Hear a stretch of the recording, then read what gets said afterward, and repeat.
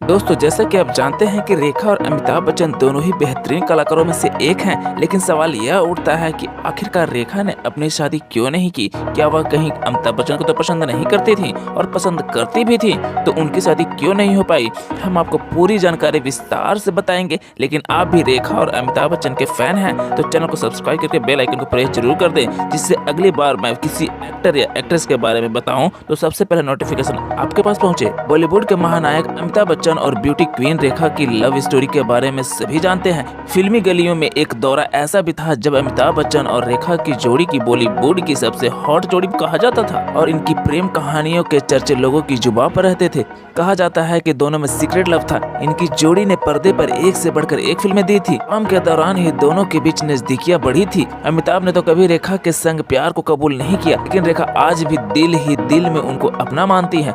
वर्षों बीत गए, कई पीढ़ियां अमिताभ बच्चन और रेखा के फिल्मों गानों को सुनकर बड़े हुए हैं। कहा जाता है कि जब रेखा और अमिताभ के बीच प्रेम की चिंगारी धधक रही थी, उसी बीच रेखा बॉलीवुड के दिग्गज कलाकार ऋषि कपूर की पत्नी और अपनी करीबी दोस्त नीतू सिंह की शादी में सिंदूर लगाकर और मंगलसूत्र पहनकर पहुंच गई थी। कहा जाता है कि तब मीडिया में अफवाह फैल गई कि रेखा ने अमिताभ बच्चन से शादी कर ली है। हालांकि कई अफवाहों के बाद रेखा ने एक इंटरव्यू में बताया था उस शाम वह सीधे शूटिंग से सेट से कार्यक्रम में पहुंची थी।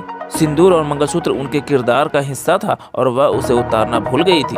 रिपोर्टर्स की माने तो अमिताभ बच्चन और रेखा ने साल 1976 में फिल्म दो अनजाने के दौरान एक दूसरे को डेट करना शुरू किया था। इनकी रियल लाइफ केमिस्ट्री का अंदाजा लोगों को उस वक्त हुआ जब फिल्म गंगा की सौगंध के सेट पर रेखा के साथ बदसलूकी करने पर अमिताभ ने अपने को स्टारर पर अपना आपा खो दिया था। इसके बाद ही दोनों को लेकर उड़ती अफवाहों ने सुर्खियां पकड़ ली थी। हालांकि अमिताभ और रेखा ने कभी भी सार्वजनिक तौर से इस बात को कबूल नहीं किया। वो तो फिल्म सिलसिला के डायरेक्टर यश चोपड़ा ने दोनों के रिलेशनशिप को लेकर खुलासा किया था। एक इंटरव्यू के दौरान रेखा ने अपने और अमिताभ बच्चन के रिलेशनशिप पर बड़ा खुलासा किया था। उन्होंने कहा था कि किसी को इसकी फिक्र नहीं कि मैं क्या चाहती हूँ, मैं तो दूसरी औरत हूँ ना। उन्होंने जया पर भी बिना नाम लिए निशाना साधा कि दूसरा इंसान तो सबकी नजर में बेचारा बना हुआ है। कोई ऐसे शख्स के साथ एक छत के नीचे कैसे रह सकता है जब वह जानता है कि वह दूसरे से प्यार करता है।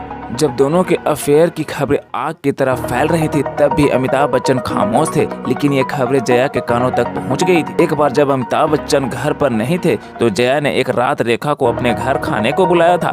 तब रेखा को लगा था कि शायद वह उन्हें खूब खरी खोटी सुनाएंगी, लेकिन जब रेखा जया के घर पहुंची तो उन्होंने रेखा का खूब आदर सत्कार किया, खाना खिलाया और घर भी दिखाया।